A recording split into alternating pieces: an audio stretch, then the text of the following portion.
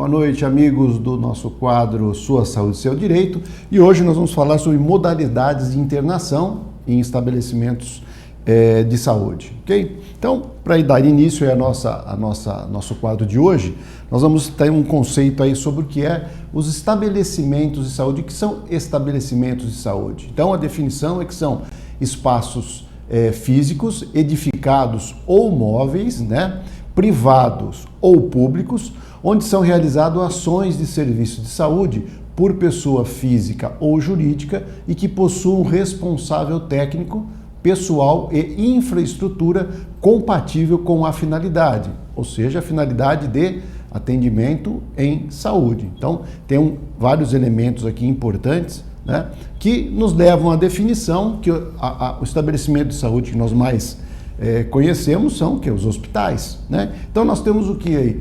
Hospitais, clínicas, laboratórios, consultórios, unidades básicas de saúde, centros de saúde, enfim. Então, para uma ideia geral, é todo aquele estabelecimento que cuida de saúde e um dado importante, que nós vamos ver isso no final aqui do nosso quadro, a questão da responsabilidade técnica, né, que geralmente é um profissional da área de saúde, se for no laboratório, um consultório médico, que o médico seja responsável, e num consultório odontológico, que o profissional o odontólogo seja o responsável técnico, que é responsável técnico, aquele que responde tecnicamente por esse estabelecimento de saúde, ok? Então, entendido isso, nós vamos então para os tipos ou as modalidades de internação, que são 3 basicamente, né?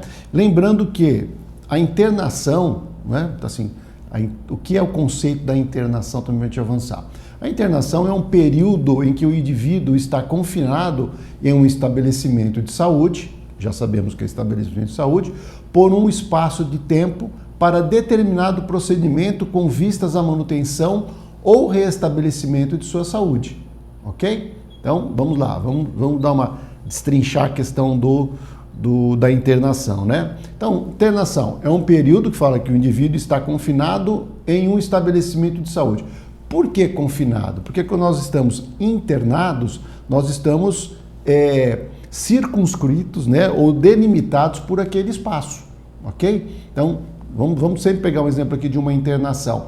Quando nós estamos internados, né, ou para um tratamento ou para uma cirurgia, nós estamos confinados naquele espaço ali, recebendo os tratamentos necessários.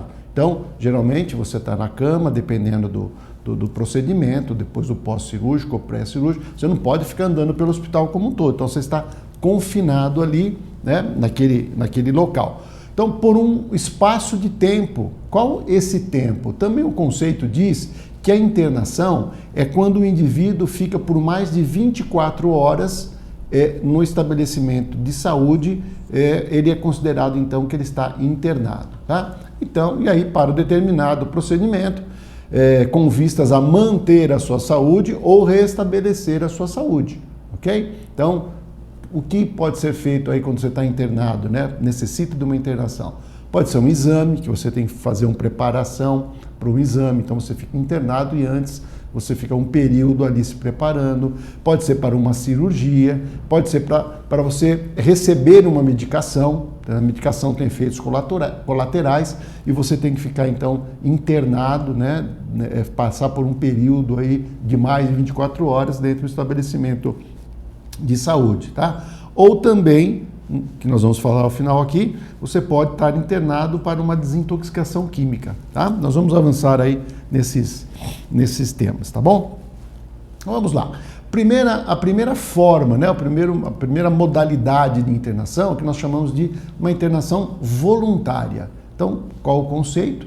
É aquela internação em que o indivíduo, de livre e espontânea vontade, se coloca em algum tratamento de forma consciente, né? Lembra? Livre consentimento e autonomia de vontade. Então, o indivíduo vai de maneira espontânea. Então, ele aceita fazer aquela internação, ele aceita ficar por um período de tempo necessário, que o profissional médico vai determinar, se submetendo àquele tratamento. Então, ele faz aquilo livre, espontâneo e consciente. Então, é a internação voluntária, ok? É a mais comum. Então o médico fala, olha, eu vou te internar porque eu preciso fazer um tratamento, vou te fazer um exame, e a gente conscientemente e do livre-arbítrio se coloca à disposição, ou se dispõe a ficar internado para o estabelecimento da nossa saúde. Tá bom?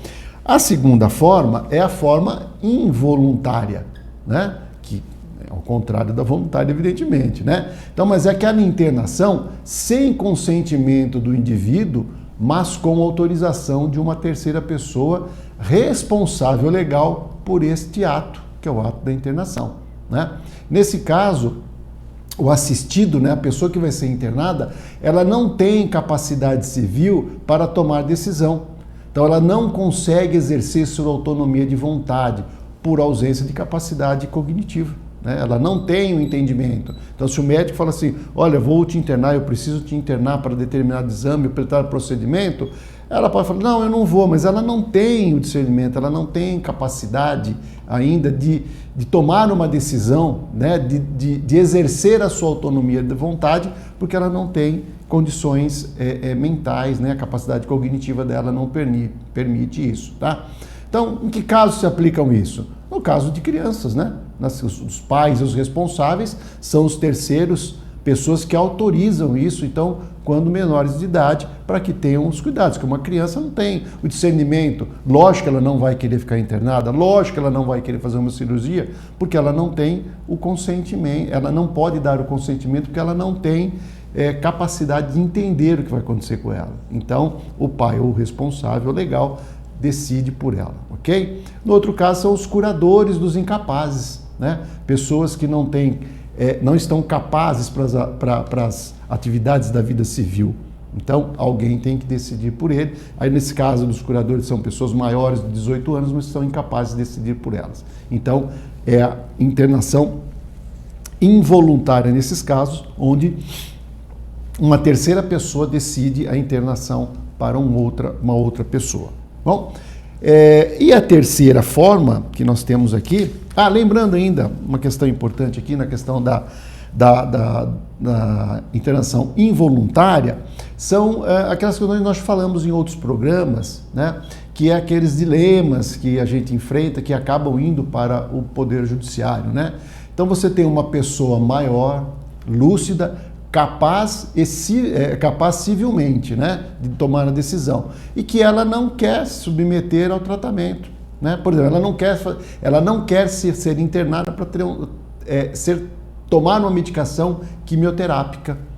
Poxa, mas ela é para o bem dela, então é uma internação. Eu posso fazer uma internação involuntária nessa pessoa? Não pode. Por quê? Porque ela tem capacidade de discernimento, ela tem o livre-arbítrio para decidir aquilo que ela quer, tá? Isso acontece também, um exemplo, uma cirurgia cardíaca, né? Então o médico fala assim, olha, vou te internar para fazer uma cirurgia que você pode morrer a qualquer momento.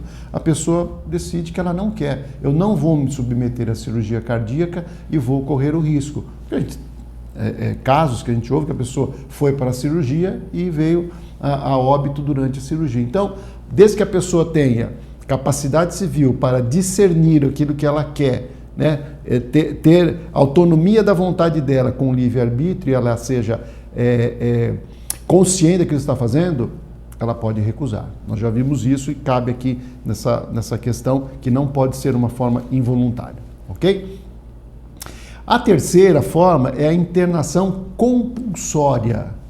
Aquela internação solicitada por terceiros, porém a decisão e autorização ela se dá pelo Poder Judiciário, ou seja, pelo juiz competente para dar essa decisão, ok? Então, a pessoa não tem condições de decidir se ela quer ser internada ou se ela não quer ser internada. Então, quem solicita é uma terceira pessoa, porém, quem decide não é o profissional médico e nem essa pessoa. Ela vai por uma questão judicial, um juiz é que vai decidir sobre isso. Em que casos se aplicam? Se aplicam, então, a internação de usuários de entorpecentes.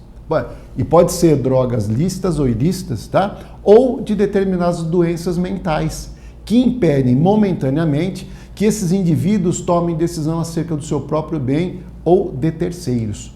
Então, imaginemos que você tem uma pessoa que faz uso de algum entorpecente, né, e que ela acaba ficando muito violenta, né, não tem discernimento, se coloca em risco e coloca em risco a vida de terceiros, geralmente os familiares. Então, os familiares pedem para a justiça que interne essa pessoa de maneira compulsória, ou seja, mesmo ela não querendo, para que ele faça o tratamento para ele e não corra risco entre ele e nem terceiros, ok? Então isso é uma questão que é muito judicializada, principalmente para usuários de droga, tá?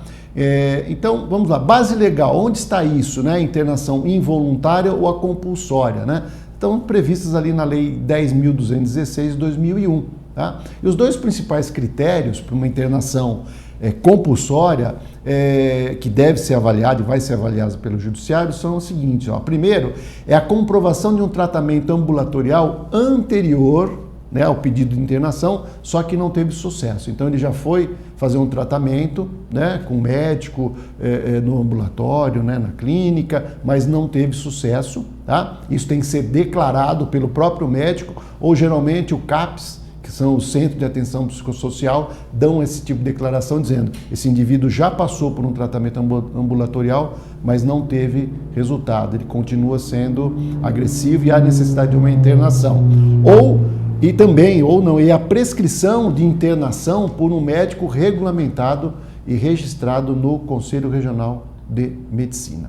Ok? E lembrando também agora, né, para finalizar, qual é o início de um processo de internação? Porque nós chamamos de porta de entrada. Por quê? Porque eu não posso simplesmente sair daqui agora e falar assim, acho que eu vou me internar, vou passar um dia lá no hospital, quero tomar um soro porque eu não estou me sentindo bem. Tá. Não é assim que funciona, né? Não é um hotel onde a gente vai lá e se hospeda, né? Ou pede um tipo de internação, tá? Como é que se dá a porta de entrada para uma internação?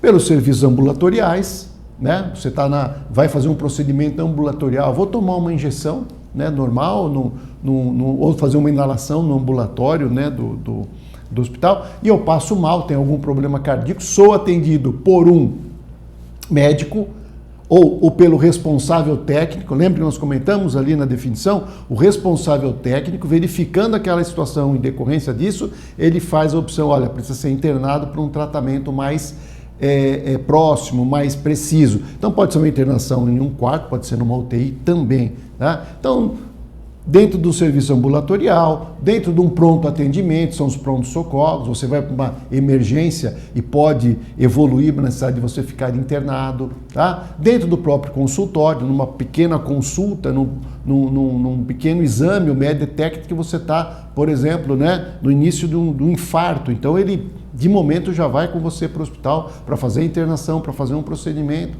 enfim, através dos estabelecimentos de saúde, sempre acompanhado pelo responsável técnico, que em grande maioria é um médico responsável. Ok, amigos? Então, hoje passamos aí a questão das modalidades de internação, lembrando que estamos aguardando aqui as suas perguntas, as suas dúvidas e os temas que você gostaria de ver debatido no nosso quadro Sua Saúde, Seu Direito, ok?